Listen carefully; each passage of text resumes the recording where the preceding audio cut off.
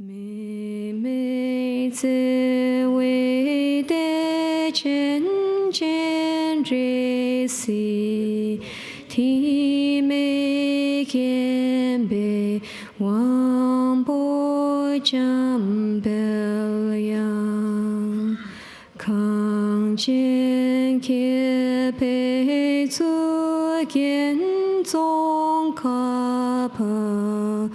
路上茶杯下拉松瓦的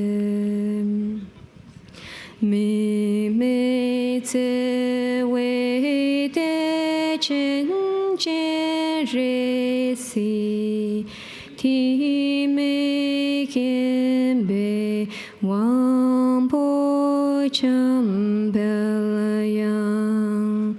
康健给被做见宗卡帕路上茶杯。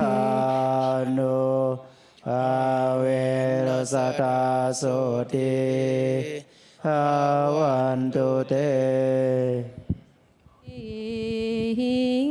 菩萨道。马上是你写了他的一些嘛，研究吧，那边我说的联系些。 반야부 불모 경에 대합니다. 디아타 가데 가데 한글로는 아제 아제 바라 아제 바라 승아데 모지스바하 아제 아제 바라 아제 바라 승아제 모지스바하 아제 아제 바라 아제 바라 승아제 모지스바하.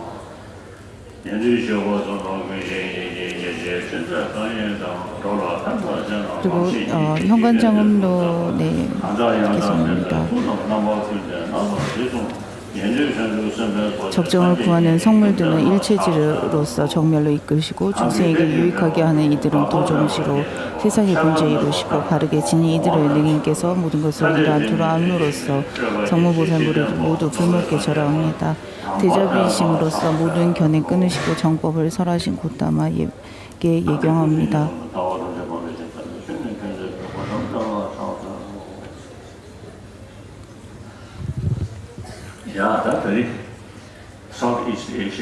오늘은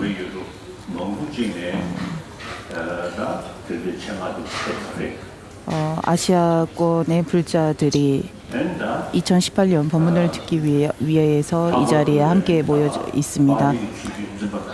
특히나 그 빨리어권의 전승을 잇고 있는 태국, 미얀마의 그 비구 스님들께서 이 자리에 함께 하고 계십니다. 여러분 모두가 이 자리에 일부러 법문을 듣기 위하여 참석하셨습니다. 이렇게 와주신 여러분들께 감사의 말씀 드리겠습니다.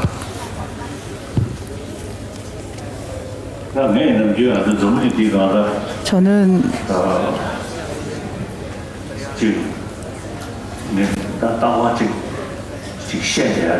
이 지구상의 사람들에게 언제나 늘상 제가 말하는 부분이 말하는 것이 있습니다. 나도 그리고 이 세상을 사는 모든 사람들과 그리고 나 역시도 같은 사람이라고 늘상 말하곤 합니다. 이것은 다음 생이 있어서 다음 생을 기약해서 이 생을 잘 살아야 한다라는 말도 아니고 그리고 어떠한 복을 바라서 말하는 것도 아닙니다. 이것은 사람으로서 일생을 보다 값지게 보다 더 안락하게 살아가기 위해서 우리 모두가 필요로 하는 부분입니다. 삶을 살아가는 데 있어서 종교가 있건 있지 않건 그런 것은 그다지 중요하지 않습니다. 가장 중요한 것은 안락함입니다. 모든 사람들이 안락하고 행복할 수 있는 것 행복할 수 있기 위하여 그러한 수단으로서 우리는 종교를 믿는 것일 뿐입니다. 마음이라는 마음의 행복, 마음의 안락함에서 우리가 일반적으로 몸의 안락함과 몸의 그 행복을 말하지 않고 마음의 감정적의 안정과 평온 그리고 행복을 말하곤 합니다. 마음이 평온하다면 안락하다면 바깥에 그러한 여러 가지 어려움이 있다 하더라도 그것을 극복할 수 있습니다. 마음이 평온하고 마음이 고요하다면 내가 가지고 있는 것이 그다지 넉넉하지 않고 그리고 형편이 어렵다 하더라도 그 사람은 매우 기쁘게 삶을 살아갈 수 있습니다. 제가 예전에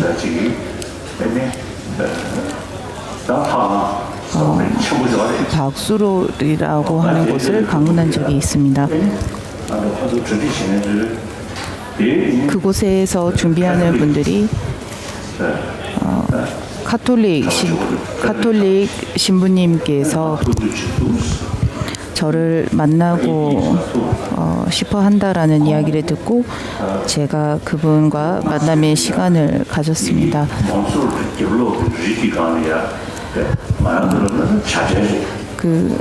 그분께서는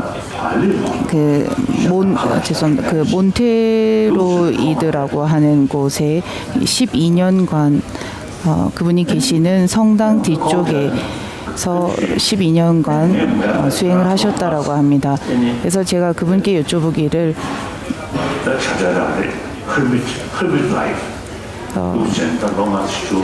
약 5년간 그 산에서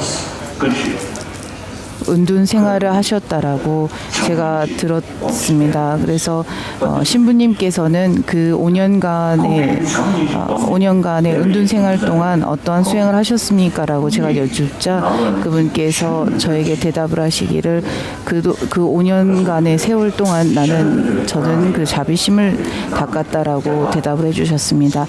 그 말을 하시는 그 순간 저는 그분의 눈에서 자비심을 엿보았습니다. 그리고 그분의 그 눈에서 저는 진정한 자비심이야말로 이러한 것이다라는 것을 느꼈다라고 하겠습니다.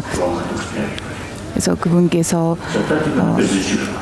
그러한 사례가 있습니다. 마찬가지로 티베트 스님들 안에서도 중국 공산당의 침공 이후에 감옥에서 10년, 20년 이상을 수감되어서 생활하신 분들이 많이 있습니다. 그분 이후에 그분들이 감옥에서 풀려나와서 저와 만날 그런 기회가 있었고 제가 여쭤보니 그분들 한결같이 대답하시기를 감옥에서 생활이 그다지 힘들지 않았다라고 하셨습니다. 이유는 감옥에서 오히려 기도도 하고 명상하는 삶을 살다 보니 그다지 감옥에서 있는 시간이 힘들지 않았다라고 대답해 주셨습니다.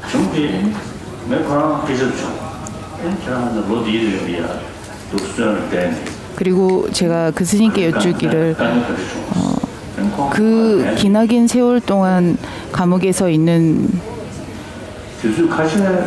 시간이 너무 힘들지 않았는지 혹은 그리고 그 어떤 힘든 점은 없었는지 물어보니 그 스님께서 대답하시기를 감옥에서 수십 년을 있는 동안 몇 차례의 어려움, 몇 차례의 그러한 역경은 있었다라고 대답을 하셨습니다. 그리고 그 역경이 무엇인가를 제가 여쭙자 그 스님께서 감옥에서 계셨던 스님이 대답하시기를 제 마음의 자비심을 놓칠까?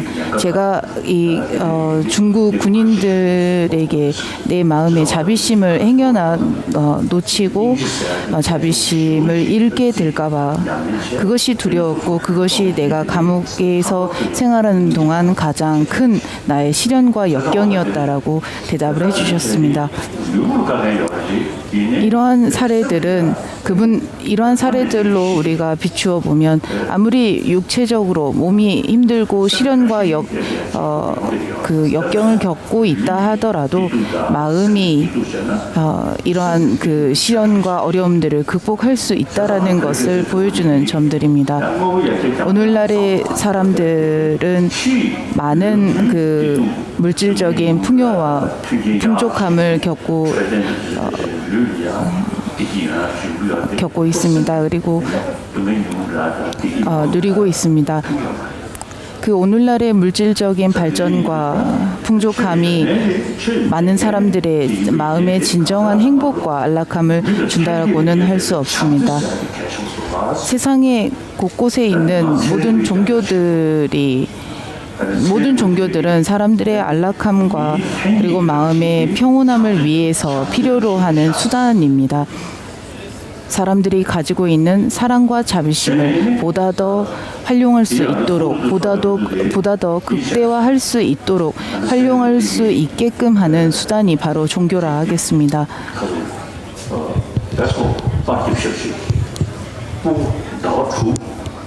예전에 한 심리학자가 자신의 연구의 사례로 보여준 그 영상들이 있습니다. 그 영상을 보면 태어난 지 약 6개월이 지나지 않은 신생아들이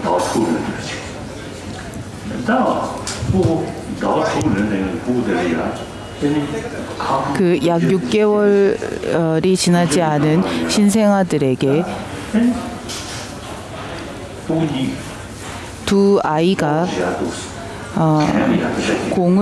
한 아이는 공을 위로 공을 서로 주고받으면서 웃고 있는 그러한 그 애니메이션의 영상을 그 생후 6개월이 된 신생아에게 보여주자 그 신생아들이 매우 좋아했다라고 합니다. 반대로 그 두 아이가 서로 공을 빼앗으려고 하는 영상을 그러한 그 애니메이션을 아이에게 그 신생아들에게 보여주자 아이들이 얼굴을 찌푸렸다라고 합니다.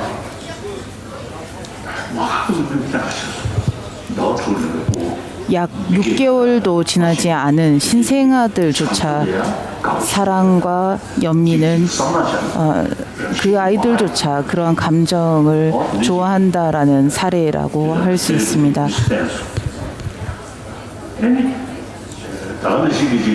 마찬가지로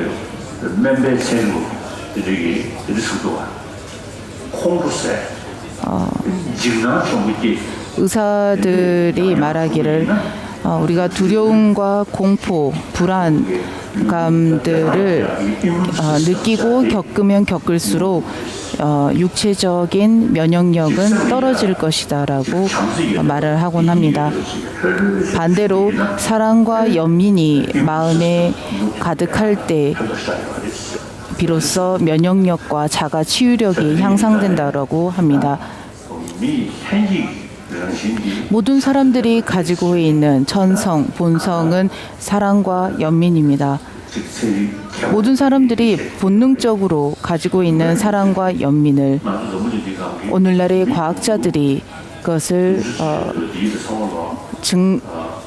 연구로서 입증해 나가고 있고 마찬가지로 그 아이가 어머니의 뱃속에서 약 9개월 동안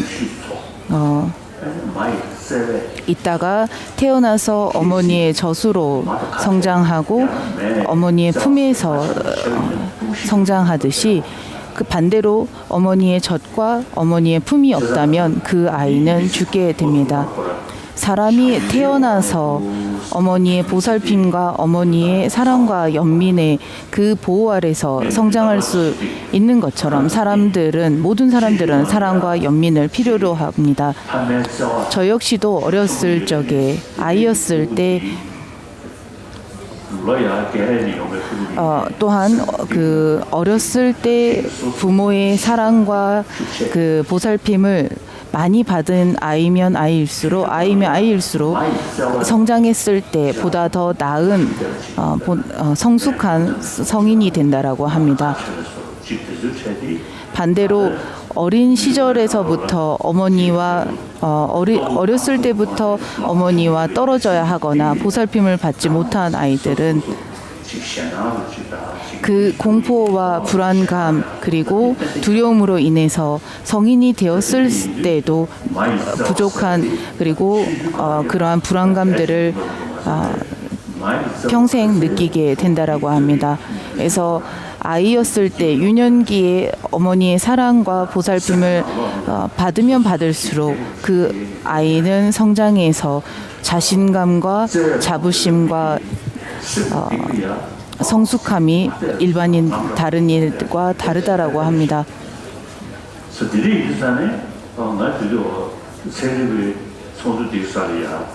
예전 그 과학자들과 만남을 가졌을 때 사람이 가지고 있는 본능, 천성이 바로 사랑과 연민이다라는 말을 한 과학자가 했고 그 말을 듣고 나서 저는 매우 뿌듯함을 느꼈습니다. 그리고 사람으로서의 긍지가 또한 느꼈습니다.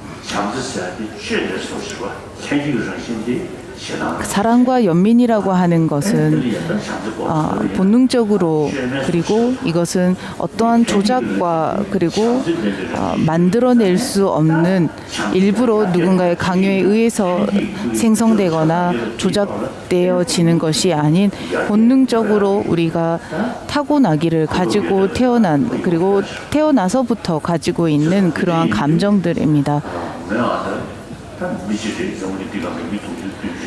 저는 이 지구상의 70억의 사람들 가운데 한 사람으로서 모든 사람들의 본능, 천성은 바로 사랑과 연민이라는 것을 믿고 사랑과 연민으로 통해서만이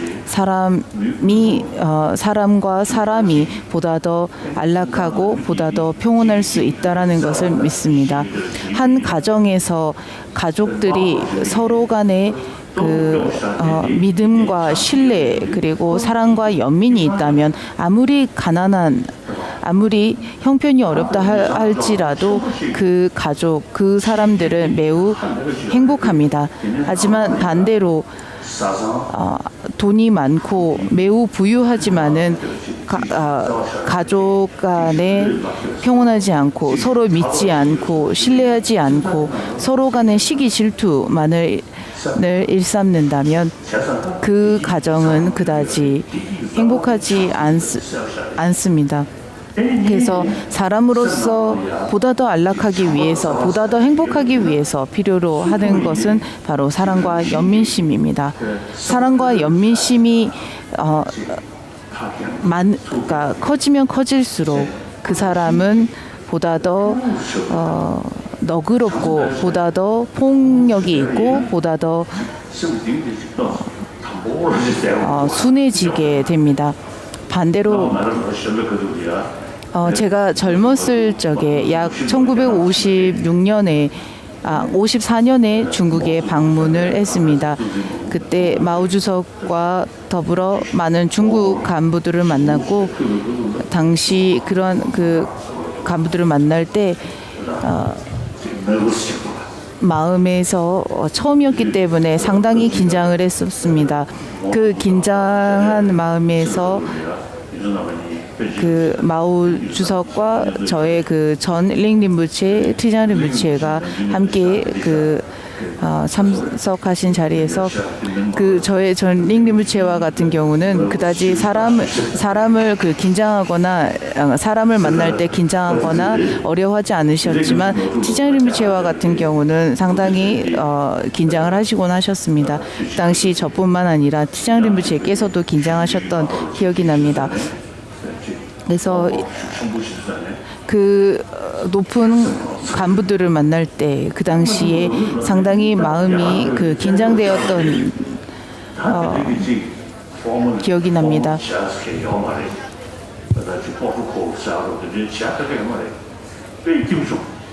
그리고 그 이후에 다시 제가 그러한 그 중국 간부들을 만날 때는 공식적인 자리가 아니었고, 그리고 이후에 오늘날에 제가 사람들을 만날 때에는 어떠한 간부를 만난다, 어떠한 그 높은 지위의 누구를 만난다라는 이러한 생각을 하지 않고 사람 대 사람으로서 안락과 행복만을 원하는 사람 대 사람으로서 우리가 만난다라는 생각만을 가지곤 합니다.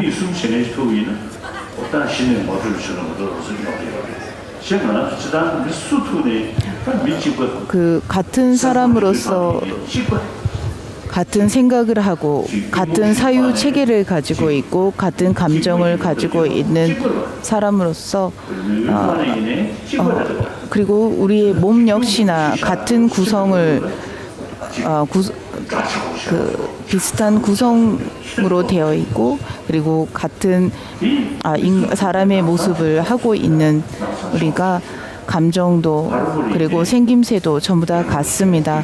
그래서 상대방이 나와 다른 어떠한 직책이 있다, 나와 다른 인종이다, 나와 다른 어떤 그런 분류와 구별을 두는 것이 아니라 사람과 사람으로서 저의 일생의 경험에서 일생의 경험을 비추어 보면 사람과 사람이 만나는 것으로 많은 종교가 있고 많은 사람들이 있고 많은 인종이 있고 다른 그런 개성과 특징이 있겠지만은 언제나 사람을 대할 때 그리고 사람을 만날 때에는 사람을 만날 때에는 사람과 사람으로서의 생각 외에는 없습니다. 마찬가지로 사랑과 연민은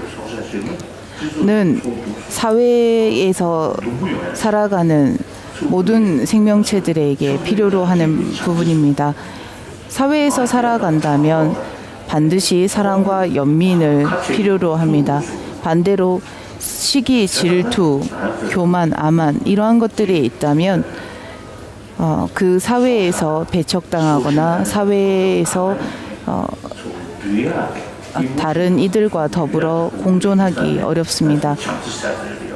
그러므로 우리가 더불어 살기 위해서 사랑과 연민을 필요로 하는 것은 동물들 역시나 마찬가지로 한 집단에서 살아남기 위해서 그리고 집단에서 살아가는 데 있어서 다른 동물 그 집단 내의 동물들과 서로 맞춰가는 것을 볼 수 있습니다. 사람이 타고나기를 그리고 가지고 있는 이 사랑과 연민을 좀 더 활성화하고 좀 더 향상시키는 것이 매우 중요하다 생각합니다. 이것은 제가 여러분들께 말로만 권하는 것이 아니라 제 일상에서 그리고 저 역시나 이것을 저의 삶 속에서 실천하고 수행으로 삼고 있습니다. 여러분들이 생각하는 그러한 사고, 제가 생각하는 사유가 별반 다르지 않습니다. 여러분의 머리 크기와 제 머리 크기가 별반 차이가 나지 않습니다. 우리는 같은 생각을 하고 같은 사유를 하는 같은 사람일 뿐입니다.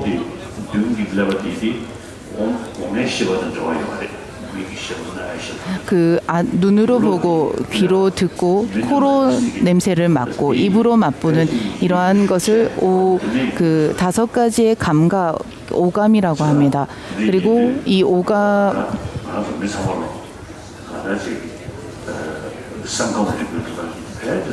오감을 통해서 사유하고 느끼고 여러 다양한 감정들이 생겨나는 것 역시나 우리가 사람으로서 여러분과 제가 별반 다르지 않습니다. 그래서 사람이라면 사랑과 연민을 보다 내 마음, 내면에 보다 더 향상시키고, 그리고 저 역시나 사람들을 만났을 때 이 70억의 사람들의 삶 속에 사랑과 연민이 보다 더 보급되고 보다 더 전해졌으면 좋겠습니다.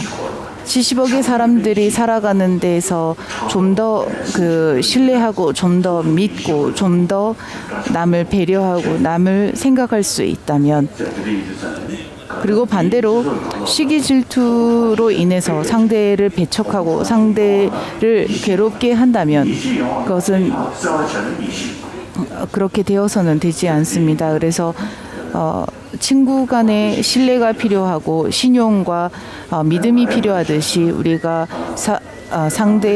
내가 살아가는 사회에서 상대방과 신뢰와 신용들이 필요로 합니다.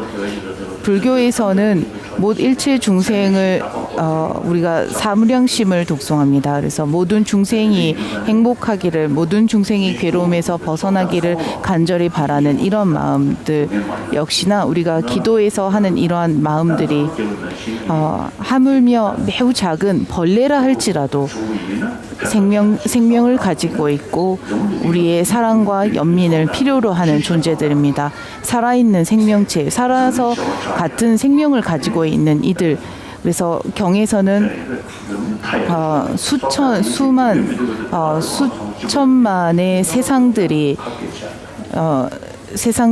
있다라고 합니다. 하지만 지금 내가 눈으로 볼 수 있는 세상이 바로 이 지구입니다. 그래서 이 지구에서 함께 같은 땅에서 함께 더불어 살고 있는 70억의 인류 또한 인류와 더불어 그 살아있는 동물, 곤충, 벌레 이러한 모든 생명을 가진 이들이 우리의 도움과 우리의 사랑과 연민을 받을 수 있는 그리고 베풀어야 할 존재들입니다. 여러분, 저의 그 법의 도반이라고 할 수 있는 여러분들께 이 사랑과 연민의 중요성에 대해서 한 번 더 강조해서 말씀을 드리고 싶었습니다. 두 번째는 우리는 종교 간의 화합이 매우 중요합니다. 종교 간의 다툼이라거나 종교가 다르다라고 해서 서로 살생을 하거나 혹은 살인을 한다거나 폭력 그리고 시기 이간질을 해서는 되지 않습니다. 종교라는 것은 사람을 위해서 사람들의 안락함을 위해서 만들어진 것입니다. 그래서 모든 종교가 사랑과 연민을 주장하는 이유 그리고 사랑과 연민을 말하는 이유가 바로 모든 살아있는 생명체들이 원하는 것이 안락함과 행복함이기 때문입니다. 신이 하나님은 어떠한 존재인가라고 묻는다면 무한한 사랑과 자비심을 베푸는 분이다라고 말하곤 합니다. 그와 마찬가지로 모든 종교들이 말하는 사랑과 연민은 바로 보다 더 살아있는 생명체 중생들을 이롭게 하고자 과거 2000, 3000년 그리고 인도와 같은 경우는 2000, 3000, 4000년 전부터 다양한 종교들이 생겨나기 시작했습니다. 그리고 그 종교인들은 보다 더 절제하고 금욕하고 실천하는 데 있어서 인욕과 절제와 금욕을 수행으로 삼았습니다. 각 종교가 가지고 있는 철학과 사상은 다릅니다. 그리고 종교가 가지고 있는 철학과 사상이 다를 수밖에 없다라고 생각합니다. 세상에 많은 종교가 있고 그러한 종교들이 가지고 있는 철학과 사상이 다른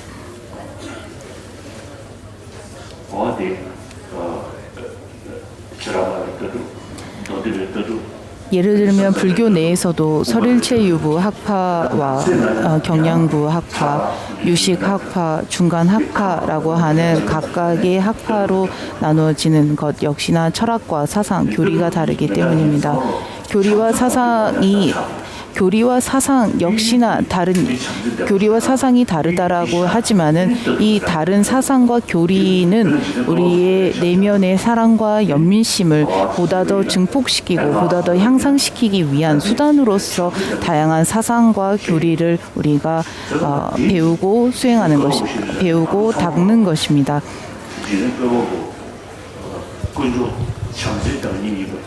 창조주라고 하는 하나님이 무한한 사랑을 지니신 분이라고 말하는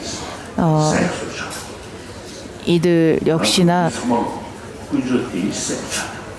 그 하나님의 자식, 하나님의 아들, 자녀가 되어서 그분을 기쁘게 그분의 자녀라고 생각을 하곤 합니다. 그렇다면 그 기독교인들 역시나 그 무한한 사랑과 연민심을 가지고 있는 하나님의 자녀와 자식으로서 보다 더 그분을 기쁘게 해드려야 된다라는 생각이 있는 사람이라면 남을 좀 더 배려하고 남을 좀 더 생각할 것이라 생각합니다.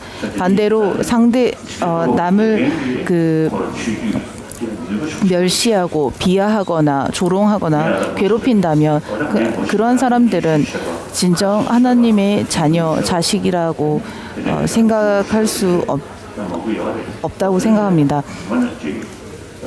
제가 아는 그 많은 그 타 종교의 수행자들이 많이 있습니다. 그 중에는 이슬람 수행자들도 많고 기독교 수행자들도 많으며 가톨릭 수행자 신부님들도 많이 있습니다. 그분들의 그러한 실천과 삶을 보면 그 매우 훌륭한 그 수행자의 모습으로서 삶을 살아가시는 모습들을 살아가시고 있다는 것을 느낄 수 있습니다.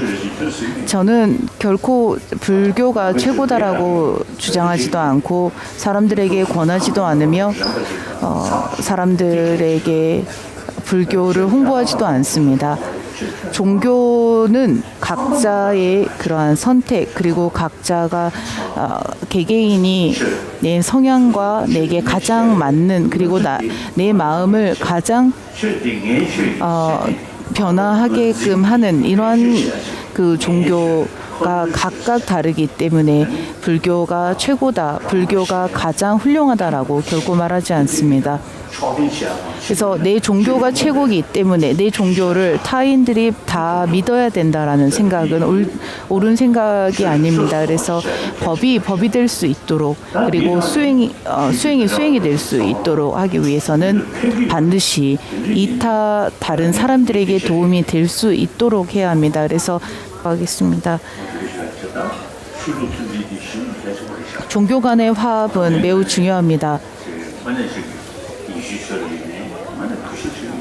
저는 가톨릭, 기독교, 이슬람교 각 종교들을 전부 다 존중합니다.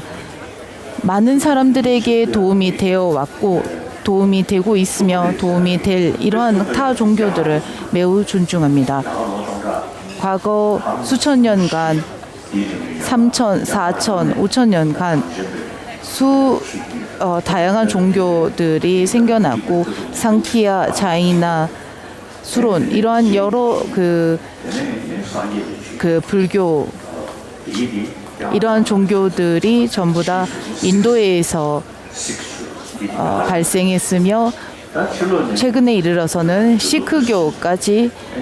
시크교까지도 인도에서 발생했습니다.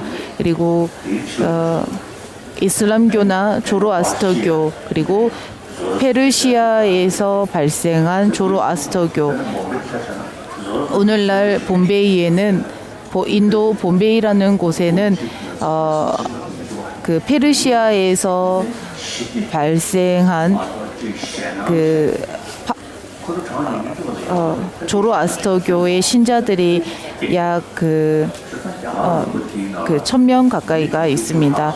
그래서 그 사람들이 이 인도에서 다른 종교를 가지고 있지만 인도 내에서 파생된 종교는 아니다 하더라도 그 사람들은 그 종교의 그런 존중과 화합 속에서 자신의 종교를 믿고 자신의 신앙심을 실천하고 있습니다. 여러분들은 저는 이 자리에 함께한 모든 여러분들을 전부 저의 친구라 생각합니다. 저의 친구라면 제 친구라고 생각하신다면 내가 가지고 있는 종교와 그리고 다른 사람의 종교가 다르다라고 해서 결코 비판받아서는 되지 않는다라는 것을 저와 것을 유념해 주시기 바랍니다. 그래서 스리랑카, 캄보디아, 라오스, 태국, 미얀마 이런 그 국가는 전부 다 빨리어권의 부처님의 가르침을 배우고 있는 나라들, 불교 국가들입니다.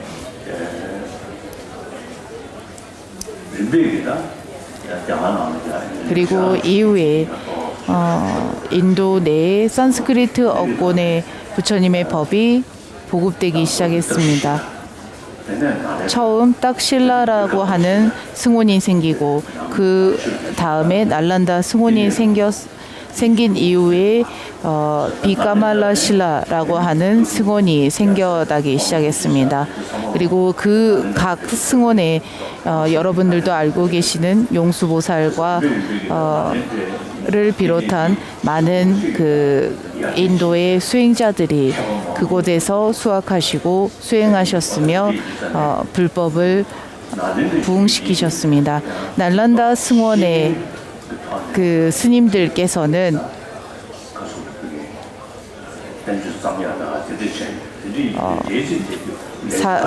지성을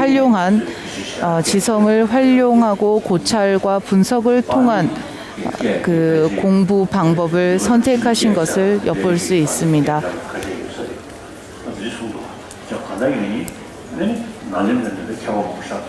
어떠하건 간에 날란다에서 많은 큰 수행자들과 스님들이 배출되었고 그 분들 가운데 우리가 알고 있는 분들이 많이 있습니다. 예를 들면 현장 스님, 제가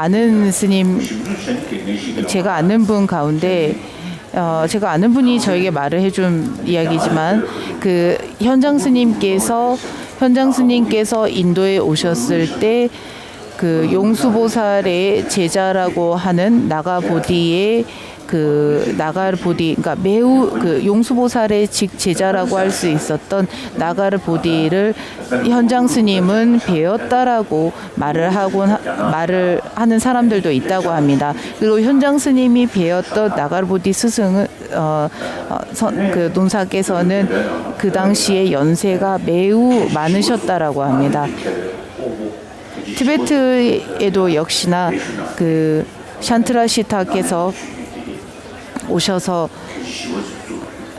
샨트라시타께서 오셔서 티베트의 불법을 전파하셨고 샨트라시타라고 하는 이분은 인도 날란다의 승원장이셨습니다. 날란다 승원장으로서 티베트에 오셔서 중간과 그리고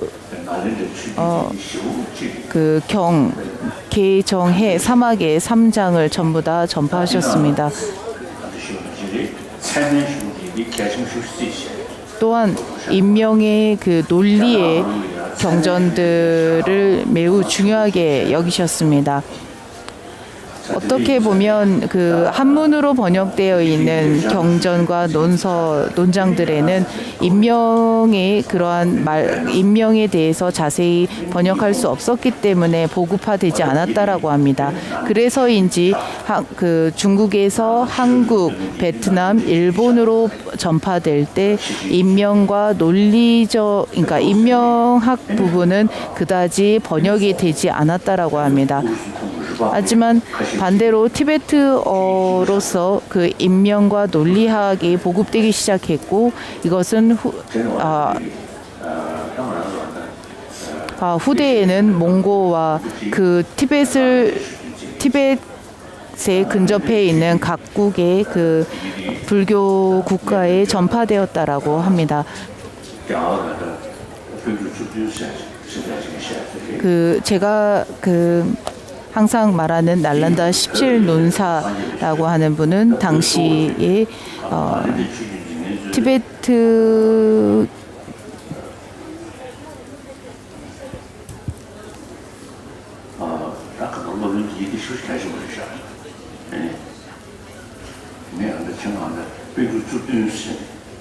그래서 제가 날란다 17논사 기원문을 지었습니다. 그래서 제가 지은 이 기도문에는 17논사가 전부 다 써져 있고 17논사께서 제가 굳이 읽지는 않겠습니다. 이 17논사는 용수보살, 성천보살, 불호논사 그리고 월칭 논사까지 해서 이 내부는 전부 다 중간의 사상을 가지고 설법을 하신 분들입니다. 그 다음 무착 세친 보살은 현관 장엄론을 비롯한 그 반야부의 체계를 설명하신 분들입니다. 앞서 설명드리기를 우리 모두가 반야신경을 독송합니다. 그래서 반야신경을 독송을 할 때 반야신경을 보면 그 10만송 혹은 8천송 혹은 2만송 그래서 가장 광범위하게는 10만송 반야 10만송과 그 다음에 중론으로는 바로 그 2만송 그 다음에 8천송이 있습니다. 그리고 반야부를 설명하는 가장 짧은 반야부 경은 아라고 하는 이 한 음입니다. 아라고 하는 말은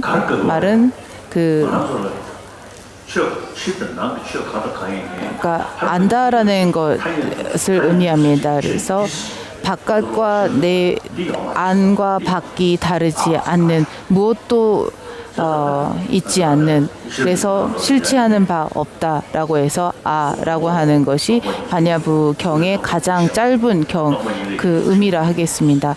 반야신경에서 색즉시공 공즉시색이라고 하는 그 색수상 행식 안이비설신의가 전부 다 공하다라는 것을 설명하고 있습니다. 그래서 안이비설신의가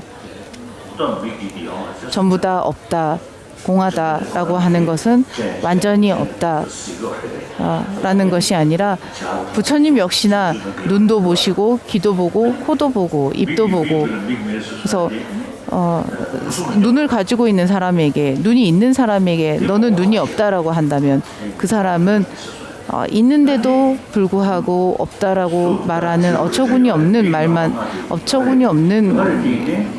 말을 하는 사람이라고도 하겠지만 부처님이 말하신 없다라고 하는 것은 우리가 일반적으로 보편화된 사고에서 설명하는 없다라는 것이 아니라 실체하는 바 그리고 실제하는 바가 없다. 그래서 너희가 보고 일체 중생들이 보는 대로 그리고 보는 것과 같이 실제하는 바는 없다라는 것을 설명하셨습니다. 그렇다면 왜 실체하는 바가 없는데 나는 실체한다라고 실제하고 있다라고 자성이 있다라고 보는 것입니까? 라고 묻자 부처님께서는 바로 내면의 그러한 실집으로 인해서 법집으로 인해서 항상 중생이 보는 모든 것들을 중생들은 모든 것들이 실제한다라고 본다라고 설명을 하셨다고 합니다. 부처님께서 그 보드가야에서 성불하셨을 적에 성불하시자마자 이러한 심오미묘의 법을 내가 누군가에게 설하고자는 하지만은 그 누구도 이 법을 받아들이고 이해할 리 없으니 잠시 한적한 곳에 외딴 곳에 홀로 머무리라라고 하시고 잠시 혼자서 머물러 계셨다라고 합니다. 이 개송은 이 글귀는 그 산스크리트어로 된 경에 기록되어 있습니다. 부처님께서 성불하시자마자 심요 미묘 그리고 유의를 여인 무의의 법 이러한 법을 내가 알았으나 그리고 모든 희론을 여의고 광명의 법 무의의 법이라고 하는 이 법을 전부 다 무아의 법이라고 해야 무아의 법이라고 해야 할까 하지 않을까는 잘 모르겠습니다만 보면 시모 미묘라고 했기 때문에 무아를 희론을 여의었다 무의법이라고 알 수 있겠지만 어떻게 보면 시모 미묘의 법이라고 하는 부분은 사성제의 초전 법륜을 설명하고 그 다음 적정의 법이라고 하는 것은 열반을 설명해서 사성제의 12연기법 그리고 희론을 여의었다라고 하는 부분은 중전 법륜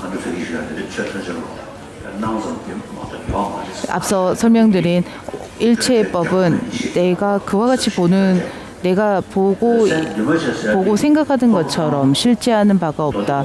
그리고 내가 그와 같이 보고 있을 뿐이다라는 것과 마찬가지로 중전 법륜을 그와 같이 희론을 여인 그 무아의 법과 그래서 일체법이 실제하지 않는다. 자성이 있지 않다. 그리고 그래서 비로소 열반 적정이다라고 하신 말씀과 삼전법륜에서 원성실성과 의타기성은 그 자성이 있지만 병계소집성은 자성이 없다라고 하는 이 부분 역시나 특히 그 삼전법륜에서 설명하고 있는 삼무자성설의 그 보성론에서 설명하고 있는 근간이 되는 경이 바로 열애장경입니다. 그래서 열애장경에서 말하는 그 정광명의 설명은 초전 법륜이 사성제 법륜을 통해서 그 근간을 초석을 닦았다면 중전 법륜에서 그 심상의 무아를 설명을 했고 그리고 삼전 법륜에서 비로소 그 대상 역시나 정광명 그리고 그 무자성임을 설명하신 부분이라 생각합니다. 부처님께서 무상 정등각을 얻으시고 바로 그 제자들에게 설법을 하지 않으셨다고 합니다. 그래서 성불하시자마자 이 심요 미묘 무의의 모든 희론을 여인 무의의 법을 내가 누군가에게 설하고자는 하지만 그 누구도 이해할 자 없으니 잠시 홀로 머물겠다라고 하셨다고 합니다. 이것은 그 중전법륜에서 설명하는 심상 그 주체자의 그 공함과 그리고 삼전법륜에서 설명하는 그 객체 대상의 그 무상함 그 무자성의 이 두 가지에서 중전법륜에서 설명하는 것에서 그 족체의 수행과 더불어 설명할 수 있으며 삼전법륜에서 설명하는 부분들이 사캬파에서 설명하는 그 마음과 대상이 결코 다르지 않다라고 하는 이 부분과 접목시킬 수 있다라고 생각합니다.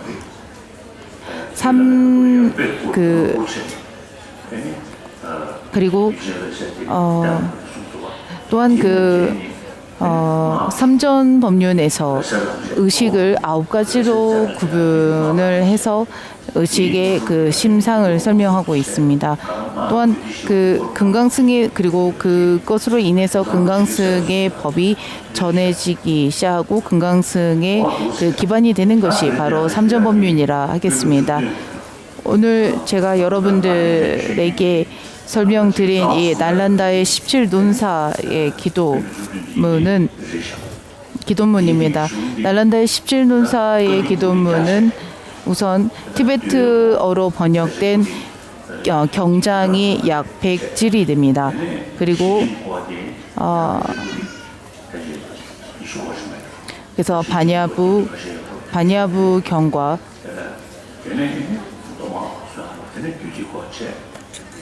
금강승과 더불어 이러한 경에 해당하는 것이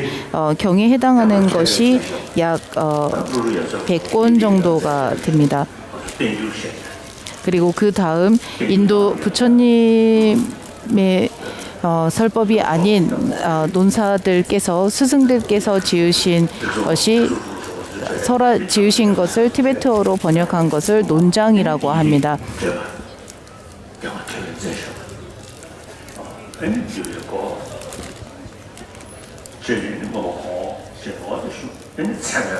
그리고 그 논장에는 반야부와 중관과 더불어 율장과 그래서 개정해 3학과 그리고 3장을 아울러서 모든 스승들을 설명을 하고 있습니다.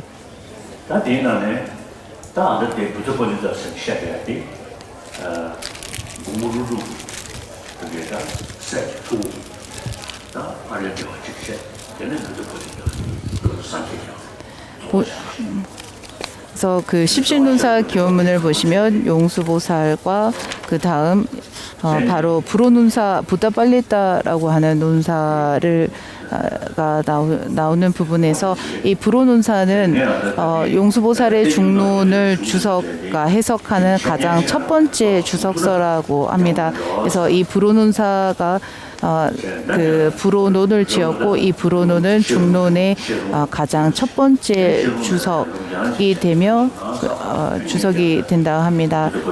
그래서 제가 이 부타팔리타와 형구론을 제가 간덴 티수림무체로부터 그 예전에 구전을 받았고 여러분이 한번 읽고 접해서 인연을 심어 놓으면 좋지 않을까 하는 마음으로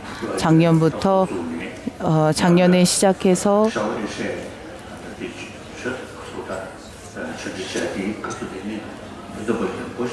작년에 그 부타팔리타를 시작했습니다. 그래서 지금 현재 6장을 마쳤습니다.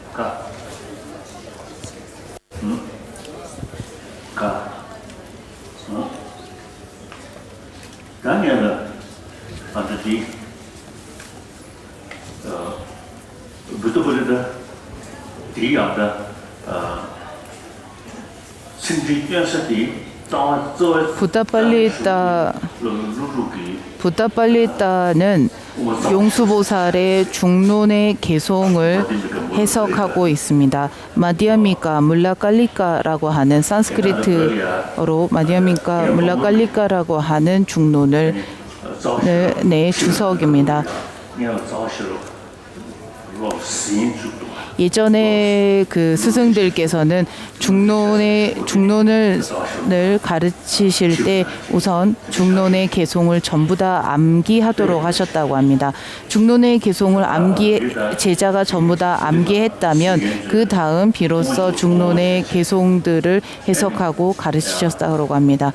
마찬가지로 입중론 역시 입중론을 배우는 분들이 오늘날에 보면 중론에 대한 그러한 개송들을 그다지 중요하게 여기지 않는 그러한 경향도 있습니다.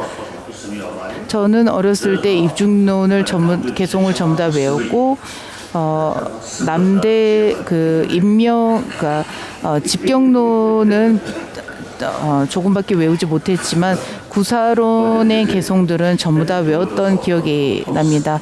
그리고 그 율장의 개송들 역시나 중요한 부분들은 전부 다 암기를 했었습니다. 저는 어렸을 때부터 중간에 대해서는 관심이 많았습니다. 그래서 15살 전까지만 해도 그다지 관심이 없었지만 15 이후부터는 중간을 비롯해서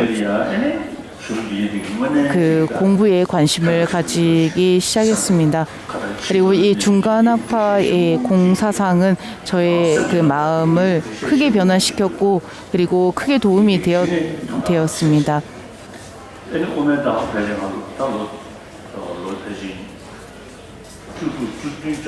그래서 제가 기억해 보면 17, 18살 쯤에 제가 공사상에 대해서 크게 관심을 가지고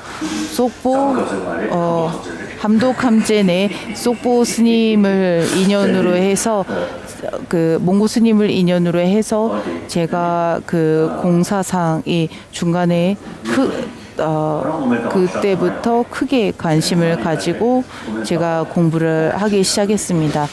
到此同行者，我们大伙去空下送钱嘛，同行去。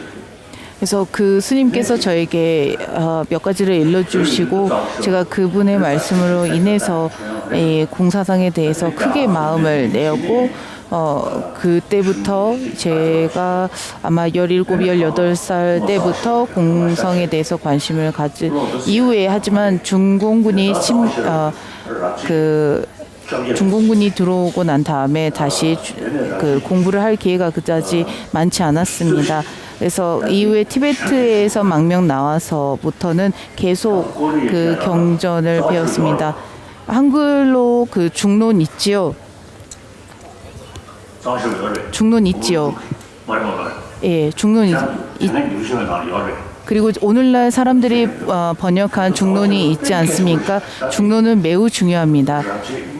그래서 저는 제가 제 일생에서 저의 마음을 변화시킨 그 장이 바로 중론 18장과 24장입니다. 이 두 장은 저의 이 공사상 그리고 저의 모든 그 사고와 개념들을 이 두 장으로서 제가 정립하고 구축했다라고 할 수 있습니다.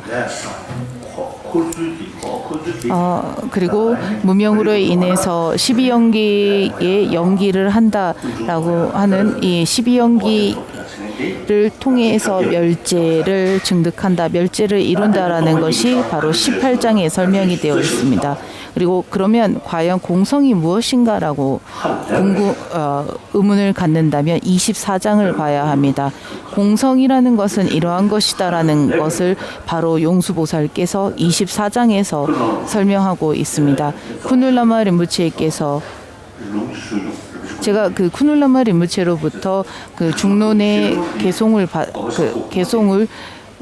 구전받은 적이 있습니다. 그리고 그 6분 논서는 제가 전 생후 린포체로부터도 받았지만 중론을 그 쿠눌라마 린포체로부터도 한 번 더 받았습니다. 린포체께서 제게 말씀해 주시기를 중론의 산스크리트어로 되어 있는 중론본은 매우 상당히 수준이 높다라고 설명을 해주셨습니다. 그리고 제가 인도 사람들을 만날 때, 그런 학자들을 만날 때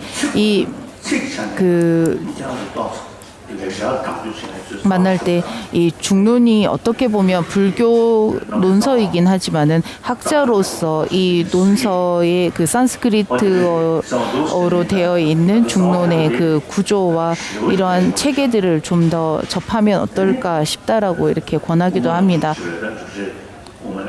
그리고 입중론이라고 그 월층보살의 입중론이라고 하는 것은 중간에 들어간다. 그래서 어떤 그 중간이 바로 중론을 설명하고 있다. 중론의 가르침에 비로소 들어간다라고 해서 입중론이라고 월층보살은 그 제목을 지었다라고 합니다. 그리고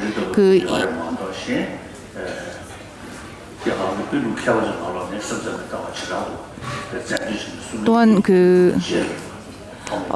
그 용수보살 이후에 무착보살과 세친 등이 유식학파의 그러한 그 개념들을 정리하기 시작했습니다. 그래서 어떻게 보면 중론에는 유식의 사상이 그다지 수록되어 있지 않습니다. 그 이유가 바로 용수보살 후대에서 바로 무착과 세친의 그러한 유식의 개념과 사상들이 보급되었기 때문이라고 생각합니다.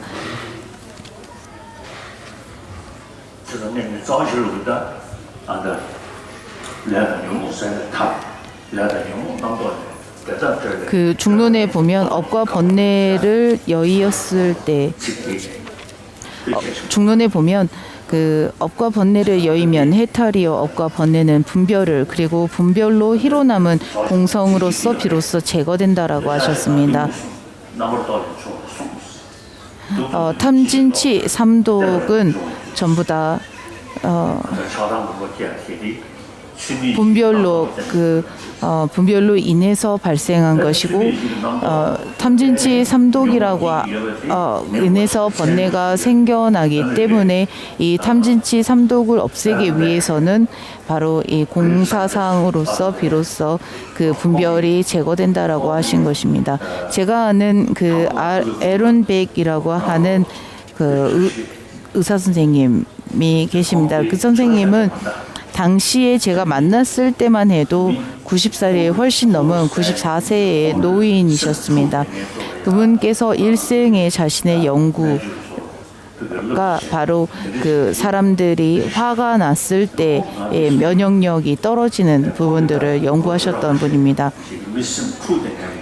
그분이 10년 동안 마음이 불안하고 불안정한 사람들을 그 상담하고 치료해 보면서 느낀 점이 바로 사람들이 화가 날 때 상대방이 나에게 그와 같은 큰 잘못을 했다라고 화를 내는 사람들은 그와 같이 생각하고는 있지만은 대부분의 그 화를 내는 사람들의 대부분의 그 약 90%의 화가 전부 다 그 마음에 화를 내는 사람의 그 분별로 인해서 그러한 큰 화의 감정들이 생겨난다라고 생겨나는 것을 발견했다라고 합니다. 부타팔리타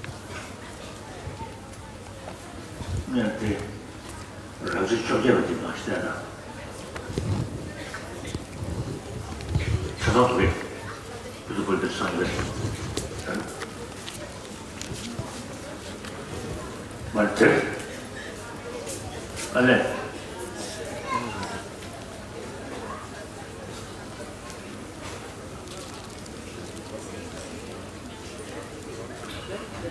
有没有到过学校？是不是就你们学的？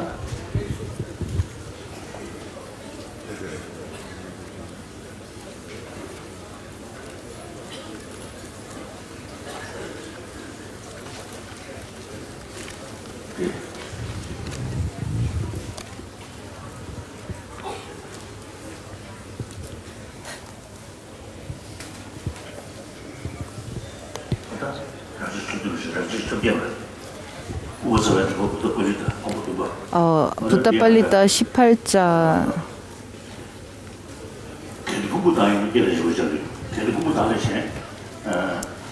만일 오온이 나라면 오온이 없어질 때 나 역시 소멸하게 되고 오온과 나가 별개라면 나는 많아지게 된다. 번뇌라고 하는 것은 그 왜곡된 분별로서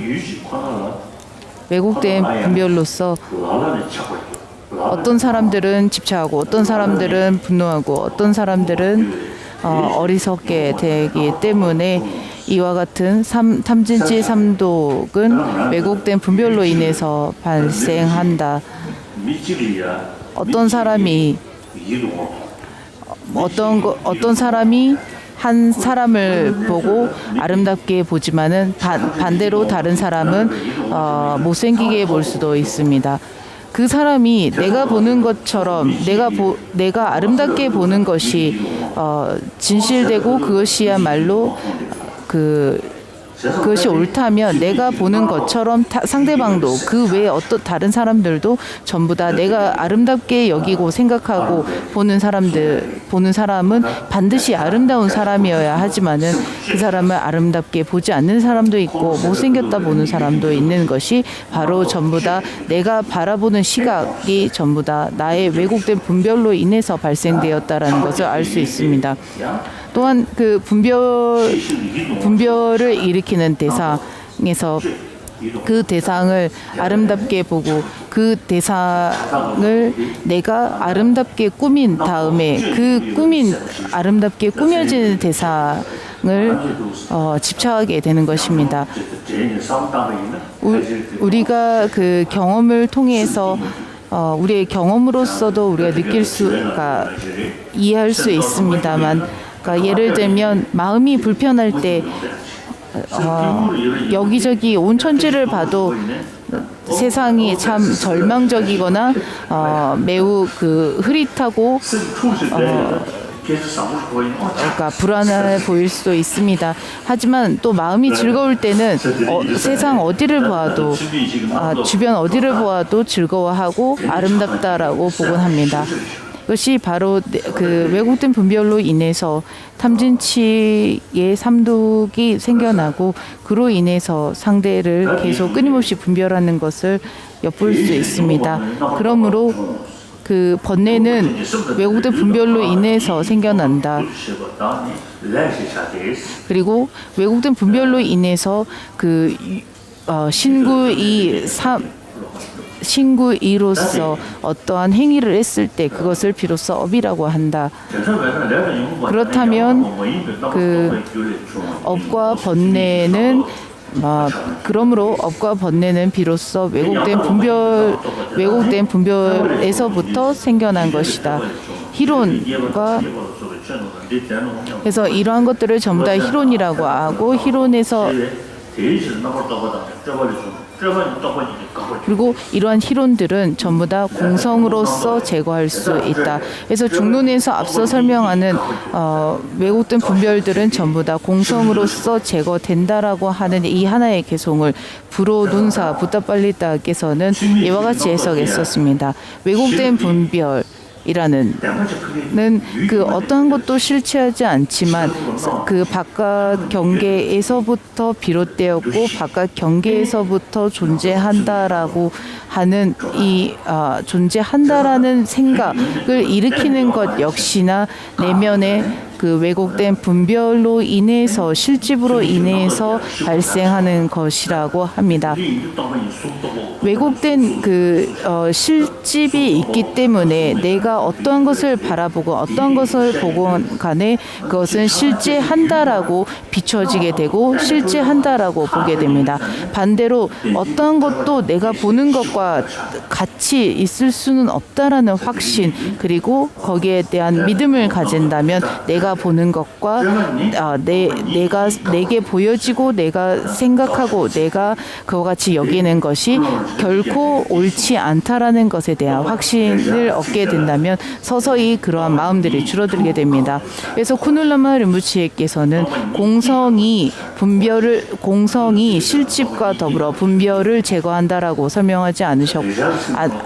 설명하는 것보다는 공성으로 분별을 제거한다라고 하는 이와 의로라의 차이가 있다라고 누누이 설명하시곤 하셨습니다. 그래서 공성이 제거한다라고 하는 것은 공성이 수단이 되는 부분이었다면 공성으로 제거된다라고 하는 부분은 그 자체가 바로 멸제임을 설명하고 있는 부분이라고 설명하셨습니다. 업과 번뇌를 여의면 해탈이고 업과 번뇌는 분별을 그리고 분별로 희로남은 공성으로 제거된다라고 하셨습니다. 공성으로서 제거되게 된다라는 이 공성이 도대체 무엇인가라고 묻는다면 24장에서 그 공성은 상변과 단변 어느 한 변에도 치우치지 않는다라고 설명하셨습니다. 용수보살께서 상호 의존하는 것을 바로 공성이라고 하고 공성이기 때문에 상호 의존한다라고 하셨습니다.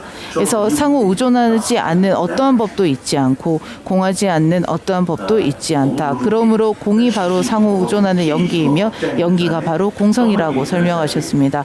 공성이라고 하는 공성이라고 설명하는 것은 그 사변을 여인 혹은 유무를 여인 혹은 하나와 별개를 여인 이러한 모든 그 개념들을 초월한 그래서 상호 의존하다라는 연기법이라고 설명하셨습니다. 부타팔리타 내에서도 수록되어 있습니다. 그래서 그 그 구절이 정확하게 기억이 나지 않지만 뜻은 실제한다면 본래의 고유의 성품을 가지고 있다면, 본성을 가지고 있다면 상호 의존에서 도대체 뭘 할 수 있겠는가라고 불호능사는 지적하고 있습니다. 상호하고 있다면 어떻게 본성으로서 고정되어 있을 수 있겠는가라고 지적하시고 있습니다. 우리가 상호 의존에서 비로소 비롯되었다라는 것 자체는 전부 다 우리가 납득하고 인정하는 부분입니다. 그래서 오늘날의 양자 물리학자들조차도 고유 원소들이 각각 가지고 있는 고유의 성질조차도 바로 상호 의존한다라고 설명을 하고는 있습니다. 설명하고 있습니다. 그래서 원자, 분자 역시나 그 움직임 자체가 상호 의존함을 의미합니다. 그래서 어떠한 것이건 그 활동성이 있다, 움직임이 있다면 그 움직임으로 인해서 동서남북 위아래 그리고 이러한 그 방위성과 더불어 모든 그 각 측면에 의존하게 됩니다.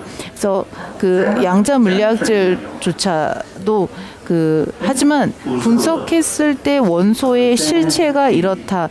고유의 물질은 과연 이러한 것이다라고 입증해 낼 수는 없지만 입증해 낼 수 없고 하지만 이것이 고유 입자이다라는 것을 말을 할 때 이것이 계속 해보면 끊임없이 그 상호 의존되어 있다라는 것을 설명하고는 있습니다. 그 의식으로 인해 그 바깥 대상에 실체하는 바는 없고 하지만 내면의 그 주체의 의식에서 분별로 인해서 과거의 많은 그 분별의 훈습으로 인해서 실집의 훈습으로 인해서 실제한다라고 생각하고 실제한다라고 생각하는 그러한 훈습의 작용으로 인해서 내가 무엇을 보고 무엇을 사유하고 느끼고 하건 간에 전부 다 실제한다라고 생각해버리고 하는 것입니다. 오늘날의 그 중국의 양자 물리학자가 쓴 글에서 보면 글을 보면 그 양자 물리학자 가운데 어떤 실체도 있지 않다라는 것에 그 확신이 들면 들수록 그 불교에서 설명하는 자성은 없다라는 부분에 접근할 수 있다라고 이렇게 말을 하는, 그리고 그 실체가 있다라는 그런 고집이라든지 집착이 다른 일반 과학자들보다는 적다라고 쓴 글을 읽은 적이 있습니다. 그리고 공성의 견해가 공성이 매우 중요하다라고 말합니다. 그 이유는 무시이래로 윤회하게끔 하고 괴롭게 하는 내 내면의 번뇌를 줄이고 없애기 위해서 필요하기 때문입니다. 그리고 이 공성의 견해 외에는 어떠한 방법도 있지 않기 때문입니다. 앞서 부처님께서도 시모미묘의 무위의 법을 내가 얻었으나 그 누구도 이해할 사람이 현재 있지 않으니 나는 잠시 홀로 머무리라고 하신 말씀 역시나 그분 역시도 무자성 즉 공성을 보셨지만 공성을 아셨지만 그 누구도 당시에 받아들일 수 있는 사람이 없다라는 것을 통해서 초전 법륜에서 사성제를 설하시고 비로소 중전 법륜에 이르러서 무자성 법륜을 설하시게 된 것입니다. 사성제 법문을 통해서 비로소 사람들이 해탈과 열반 그리고 이것이야말로 진정한 멸제라는 것에 확신을 얻을 수 있기 때문에 부처님께서 3번의 법륜을 굴리시게 된 이유라고도 할 수 있겠습니다. 용수보살의 중론에 보면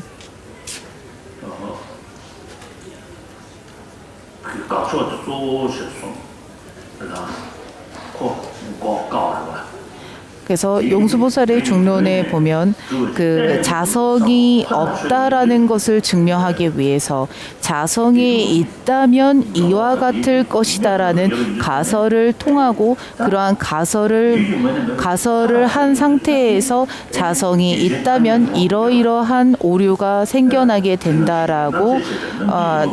된다라는 점을 짚어나가면서 무자성임을 입증하는 그러한 그 맥락으로서 설명을 하시고 있습니다. 그래서 그 오로지 이름과 소리일 뿐이다 라는 그 무자성이다.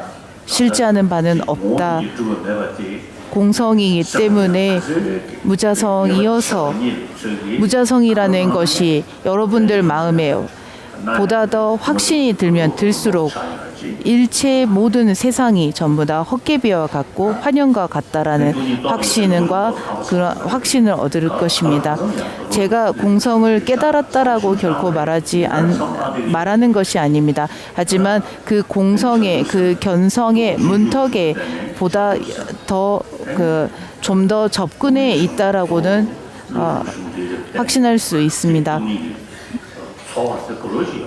그리고 그 용수보살의 중론을 볼 적마다 이 공성에 대한 공성의 각 글귀마다 마음에서 좀 더 다른 마음들과 좀 더 다른 그러한 생각과 그런 마음들이 일어나곤 합니다. 그래서 공성을 닦을 때 그리고 공성을 우리가 닦고 공성을 수행하는 것 역시 행복해지기 위해서입니다. 더 이상 괴롭고 싶지 않아서입니다.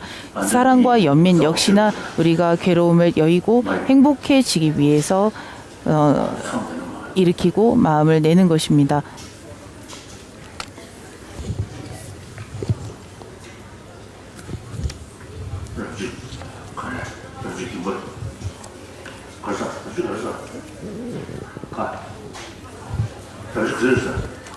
부타팔리타 7장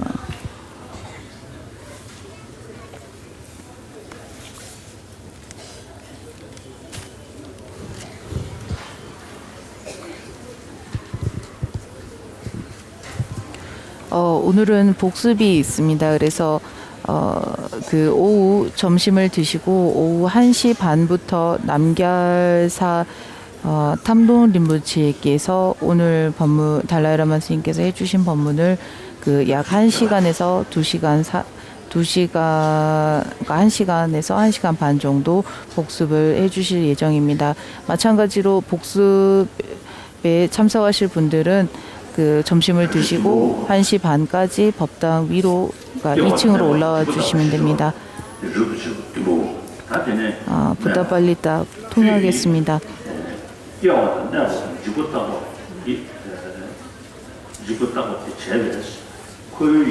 그래서 그 7장의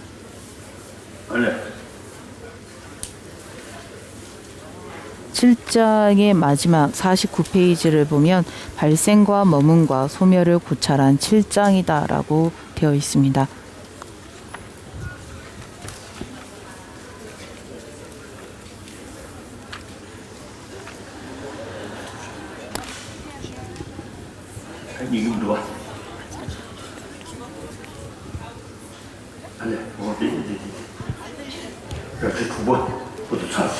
그래서 지금 6장까지 작년에 끝이 났고 올해 7장입니다. 그래서 7장 5페이지 보시면 그대가 집착과 집착하는 자를 고찰하니, 그래서 아마 여기서 이제 집착과 집착하는 자를 고찰하니 내 마음은 공성을 들음에 환희심이 일어난다. 그러므로 이제부터는 유의법의 특성을 분석하는 것이 합당하겠다. 그와 같이 하겠다. 여기서 발생과 머문과 소멸들은 유의법의 일반적인 특성이라고 설명한다. 존재하지 않는 것의 특성을 설명하는 것은 타당치 않다. 그러므로 특성이 있기 때문에 유의법은 존재한다. 유의법의 특성이 타당치 않기 때문에 그것이 있다고 해도 유의법이 어디에 존재하겠는가. 만일 그렇다 해도 앞에서 이미 존재하지 않는 특성이 적용되지 않아 특성을 지니지 않는다라고 설명하여 배격했다. 게다가 그래서 특성이라고 하는 것을 어떠한 그 대상을 설명하기 위한 그러한 그 특징이 되는 기틀과 그 기틀을 통해서 그 이러한 그 특성을 가지고 있다라고 설명할 수 있는 점들을 고찰하 설명을 하고, 그리고 지금 그 행위자와 행위와 행위의 대상에 앞서 에서 설명하는 그 행위자가 있지 않고서 행위가 있을 수 없고 행위가 없이 행위자가 있을 수 없습니다. 마찬가지로 행위자와 행위가 있다고 해도 행위의 대상이 없다면 행위자와 행위 역시나 있을 수 없습니다. 분석하지 않는 상태에서 행위자와 행위와 행위의 대상이라고 우리가 보편적으로 설명하는 것일 뿐, 그것이 실제 행위자인가이지 않는지를 고찰했을 때에는 어떠한 것도 이것이 행위자라는 그 실체, 행위자라고 지적할 수 있는 점은 없어야 합니다. 설일체 유구에서 그 생주멸을 설명하고는 있지만은 이 생주멸에서 생주멸은 순차적이라고 합니다. 하지만 경량부 이상에서부터 생과 동시에 주멸을 한다라고 설명합니다. 그래서 현재 머문다라고 하는 시점을, 그러니까 생주멸에서 주라고 하는 이 시점이 현재라고 한다, 가정한다 해도 우리가 현 시점이다, 현재라고 하는 그 순간 그것은 과거가 되어 있습니다. 그래서 현재라고도 할 수 없고 현재가 있지 않기 때문에 과거도 미래도 있지 않습니다. 그래서 그 생주멸이라고 하는 생과 멸과 주 머문 역시나 있을 수 없습니다. 그래서 삼시라고 하는 과거, 현재, 미래의 시간의 개념 역시나 보편적으로 우리가 시간의 개념을 말하고는 있지만은 그것의 실체에서 과거, 현재, 미래는 있을 수 없습니다. 그리고 의식 역시나 매 찰나 그 생주멸을 거듭하고 있고, 생주멸을 거듭하는 의식의 상속이, 그 흐름이 지속되고는 지속되고 있지만은 그건 지속되고 있지만은 의식 역시나 찰나의 생멸을 거듭하고 있습니다. 의식은, 그리고 의식 역시나 이것이 나의 마음이다, 나이다라고 할 수 있는 그러한 지점, 그러한 부분 역시나 있지 않습니다. 어떠한 경우에서도 우리가 분석과 논리를 통해서 어떤 경우에서도 실체, 그리고 이 지점이다, 시간, 의식, 공간, 물질, 어떠한 것도 실제한다라는 바는 있을 수 없습니다. 만약 발생이 유의법이라면 그것에는 세 가지의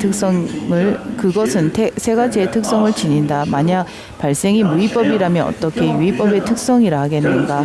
이것은 만일 발생이 유의법이라면이라는 구절에 어떻게 유의법의 특성이라 하겠는가라는 구절을 이어붙여야 한다. 발생을 유의법의 특성이라고 설명한 것도 유의법인지 무의법인지 살펴보아야 한다. 우선 유의법으로 생각한다라고 주장한다면 그 발생하는 것 역시 생주멸의 특성으로서 세 가지의 특성을 지니게 된다. 유의법이기 때문이다. 세 가지의 특성을 지니게 되는 것은 세 가지의 특성들이 한 군데로 모이는 것이다. 말한 바 발생도 세 가지의 특성을 지닌 것이다.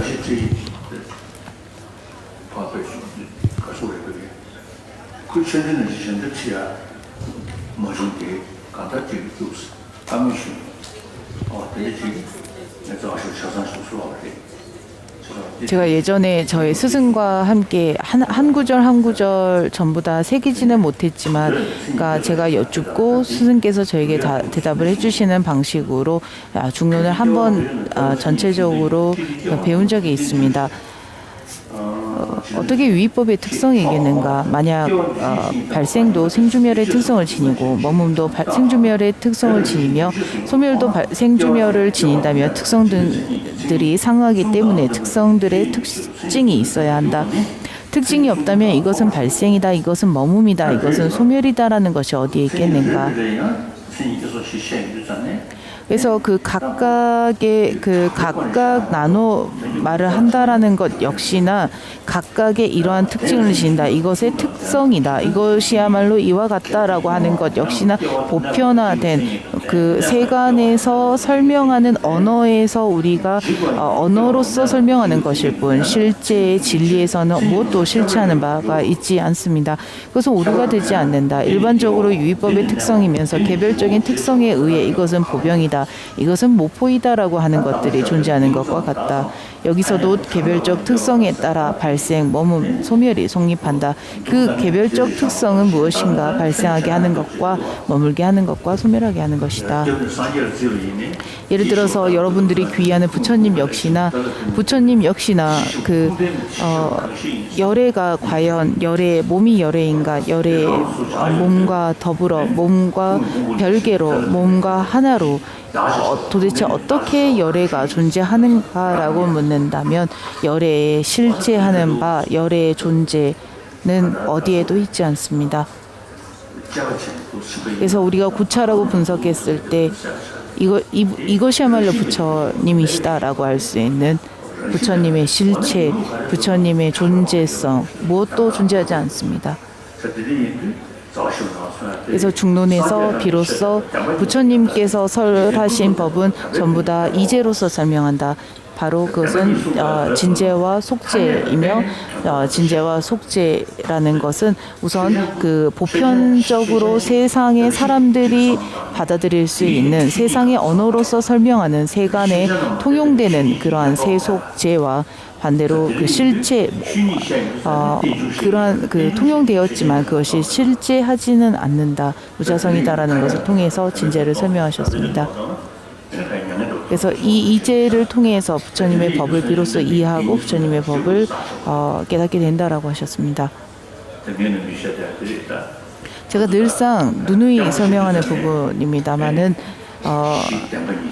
불법승 삼보의 삼귀의를 할 적마다 삼귀의에서 그 부처님의 법에서 설명하는 이제를 비로소 이해하고 사성제를 통해서 비로소 삼보의 귀의를 해야 한다라고 합니다. 그리고 그 보성론에서는 불법승 삼보의 8가지의 그 공덕을 설명하고 있습니다. 그래서 불보, 법보, 승보의 8가지의 각각의 자량들을 설명합니다. 상호 의존한 연기의 그 인과 연기법이라는 인과 연기법을 통해서 비로소 사성제의 법륜을 굴리시고 그리고 사성제의 법륜을 통해서 비로소 인과 연기법을 제자들이 이해했다라면 다시 한번 어떠한 대상을 통해서 무엇도 실제하지 않는다. 무엇도 실제 존재하는 바는 있지 않는다. 내가 보고 나에게 그와 같이 비춰지고 내가 그와 같이 내게 생각이 들지만 그건 역시나 거짓이다라는 것을 입증하고자 중전법륜에서 다시 한번 앞서 사성제 법륜의 멸제를 다시 한번 설명하고 계십니다. 멸제 그 사성제에 대한 전반적인 이해가 생긴다면 멸제에 대해서 좀 더 깊이 들어갈 수 있습니다. 그리고 사성제에 대해서 전반적인 이해가 생겨서 멸제에 대해서 깊은 이해가 생겼을 때 비로소 불법승 삼보의 진정한 귀의심을 낼 수 있습니다. 불법승 삼보의 그 법보라는 것은 바로 멸제를 의미합니다. 궁극적인 깨달음, 성불 그리고 해탈의 자리를 의미합니다. 그래서 이런 해탈에 대한 확신과 해탈에 대해서 정확하게 알아야만이 불법승 삼보의 그리고 그런 해탈 즉 그 성부를 설명하는 그 말씀하시고 이루신 부처님에 대한 진정한 귀의가 생길 수 있는 것입니다. 부처님의 말씀은 그 누구와도 견줄 수 없다, 비할 바가 없다라고 하는 말 역시나 그분의 무자성의 법 그리고 사성제의 설법을 통해서 그 누구도 설하지 않으신 법을 설하셨기 때문에 가히 비할 바 없는 설법을 하신 분이라고 설명하는 것입니다. 그리고 그 중론에 보면 그 8가지의 희론을 말합니다. 가고 옴도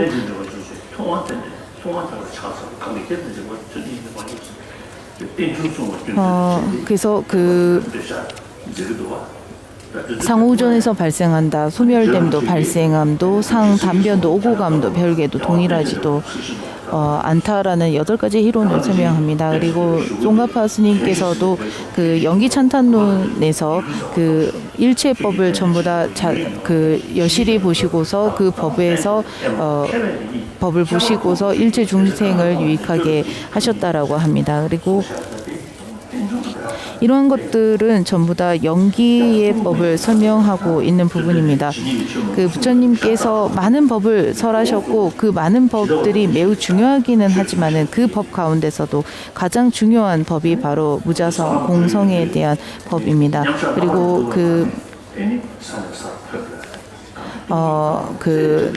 그러니까 불교에서 말하는 대승의 오도 역시나 바로 이와 같은 것을 통해서 서서히 올라설 수 있는 것일 뿐 그 외에는 어떠한 방법도 있지 않습니다.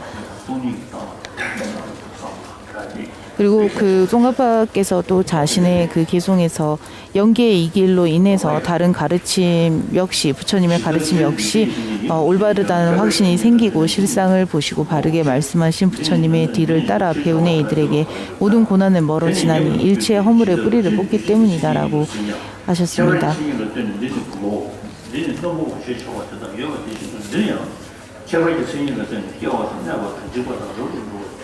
다시 붓다빨리다 7페이지입니다. 여기서도 개별적 특성에 따라 생주멸이 성립한다. 그 개별적 특성은 무엇인가? 발생하게 하는 것과 머물게 하는 것과 소멸하게 하는 것이다. 그것은 타당치 않다.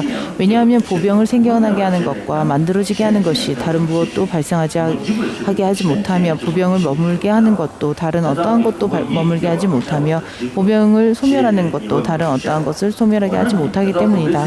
그것들이 실제하는 보병을 발생, 머문, 소멸하게 하는 것에는 오류가 없다. 그렇다면 그것들은 보병의 특성이 아니라 행위자인 것이다. 이와 같다. 아들을 생기게 하는 아버지는 아들의 특성이 아니며 깃틀과 망치 역시 보병의 특성이 아니다. 그러므로 발생을 비롯한 것들이 유의법이라면 유의법의 특성이라는 것은 타당치 않다. 그렇다면 발생을 무의법으로 전부 생각한다. 그것에 대해서도 설명하겠으니 이와 같이 유의법의 특성이 무의법이라면 어떻게 유의법의 특성이 되겠는가? 그것으로 특성을 지어지는 특성이라면 특징 지어지는 특성이라면 생주멸과 분리된 것은 스스로도 특징 지을 수 없다. 스스로를 특징 짓지 못하는 것이 어떻게 다른 것을 특징 짓겠는가? 만약 짓는다면 무위법인 열반마저 유위법이 특성이 된다. 그러므로 그것은 인정하지 않는다. 따라서 생주멸이 무위법이라 해도 유위법의 특성이므로 타당치 않다. 특성을 분석하더라도 생주멸들이 각각 또는 화합하여 특성이 되겠는가? 발생을 비롯한 각각 세 가지가 유위법의 특성과 같은 것으로 작용할 수 없고 화합하여서도 하나의 동시로 어떻게 가능하겠는가? 생주멸 각각에서도 유위법의 특성을 작용할 수 없다. 불가능하다라는 것은 할 수 없다는 것이며 가능하지 않다는 의미이다. 그 이유는 일단 사물이 성립하지 않고 존재하지 않는다면 발생, 머문, 소멸은 타당할 수 없다. 이와 같이 생주멸은 사물에 의존하는 것이다. 보병의 발생, 보병의 머문, 보병의 소멸이라고 하는 것이 그 보병이 성립하지 않는다면 생주멸은 무엇의 특성이 되겠는가? 보병이 소멸했다라는 것은 사라짐과 없어짐이다. 즉 그것이 있는 곳은 없는 것일 뿐이다. 그것이 없다면 생주멸들은 어떠한 것의 특징이 되겠는가? 그처럼 우선 생주멸들이 각각이거나 화합일지라도 실제하는 사물을 성립하지 못하고 사라짐의 특성도 아니다. 그렇지만 실제하는 사물을 성립하고 사라지지 않는 특성이라고 생각한다면 그건 역시 타당하지 않다. 어째서인가? 여기서 보병이라고 하는 실물에는 발생이 없다. 따라서 존재하는 것에도 발생하는 작용은 없다. 만일 존재하면서 또다시 발생하게 된다면 아무거나 발생하게 된다. 그러므로 그것은 인정하지 않는다. 따라서 존재하면서 발생하는 것이 없다. 비존재가 어떻게 특성이 되겠는가? 잠시 머문은 존재한다. 머문도 타당치 않다. 어째서인가? 소멸과 연관되어 있기 때문이다.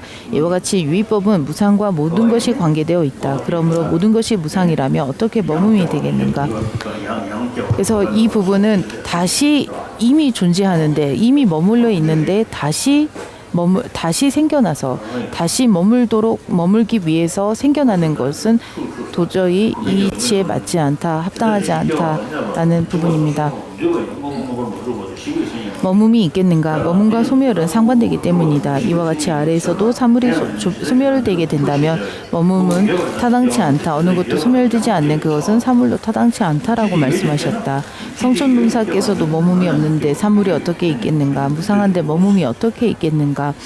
만일 애당초 머움이 있다면 나중에도 변하지 않는다. 만일 항상 무상이 존재한다면 언제나 머움은 있지 않으며 또는 이전에 항상 했던 것이 이후에 무상하게도 된다. 만일 사물이 무상과 함께 머움이 존재하게 된다면 무상이 오류가 되거나 아니면 머움이 거짓이 된다라고 말씀하셨다. 그러므로 머움 역시 없다. 없다면 그러한 것이 어떻게 유의법의 특성이 되겠는가?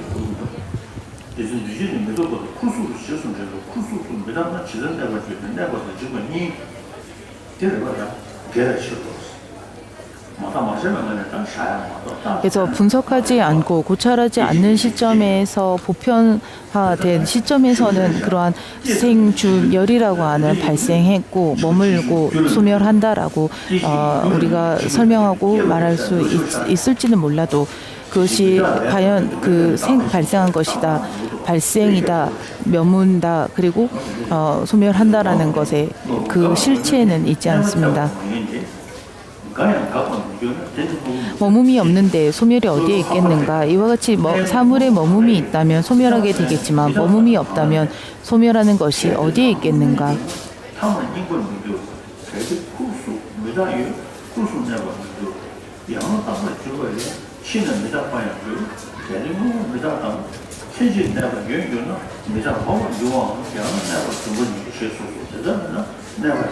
그동안 소멸이라는 것은 사람 짐과 없어집니다. 소멸이 있는 곳은 없는 것뿐이다. 소멸이 없다면 생주멸이 무엇의 특성이 되는 것인가에 대해서는 이미 설명하였다. 그러므로 소멸 역시 유의법의 특성으로 타당치 않다. 따라서 생주멸 각각으로도 유의법을 형성하는 특성으로 타당치 않다. 함께 생겨난다라고 말씀하셨기에 그래서 찰나의 생멸은 모든 물질들이 가지고 있는 무상한 물질들이 가지고 있는 성품입니다.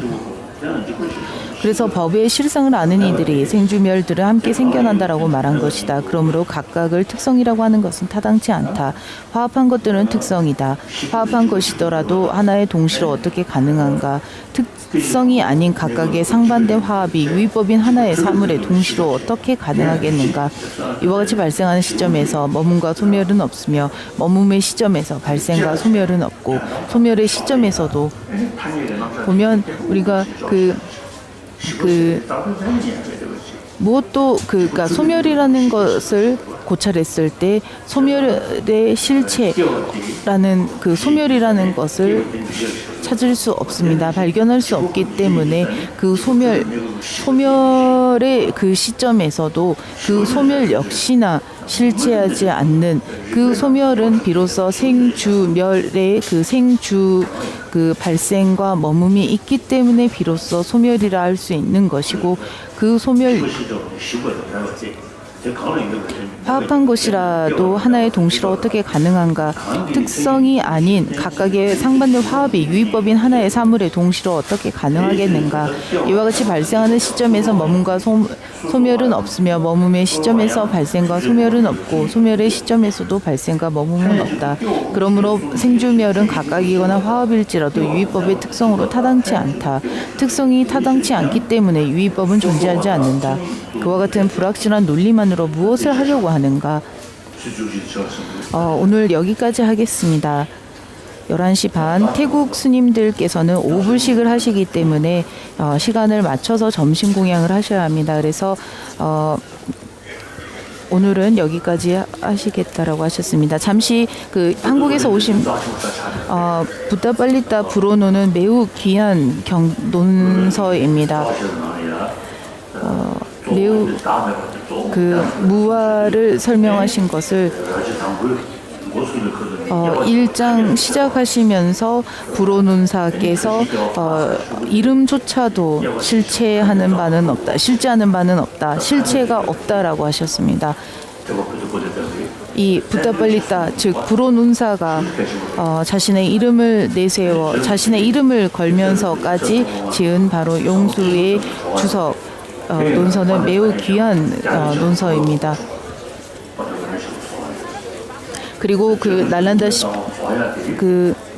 그리고 또한 그 쫑가파스님께서 중간에 그 공성에 대한 견성을 완전히 얻는 그 시점 역시나 이 불호논을 통해서 그분 쫑가파께서 견성을 하셨다라고 합니다. 제가 평상시 청변논사 역시나 매우 뛰어난 논사시긴 하지만은 그 용수보살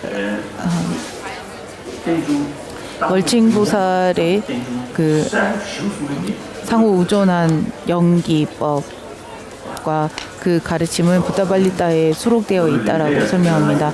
그 청변논사께서 설하신 말씀들이 제가 그 용수보살 그 청변논사와 월칭 전부 그 용수의 가르침을 보셨지만 그 어떻게 보면 용수보살의 그 진정한 의미는 불호가 해석했고 용수보살의 그 말만 그 청변이 해석했다라는 이러한 일화가 있습니다. 잠시 그 현지에서 한국에서 오신 분들 라디오 다시 지금 빼지 말고 들어주시기 바랍니다. 내일은 안에 계신 각국의 스님들이 전부 다 법당 바깥 오른쪽에 착석해 주실 예정입니다. 그래서 스님들께서는 내일 앉은 자리에서 2, 3, 4일 동안 고정석으로 앉아 주시면 되겠습니다. 그리고 한국에서 오신 제가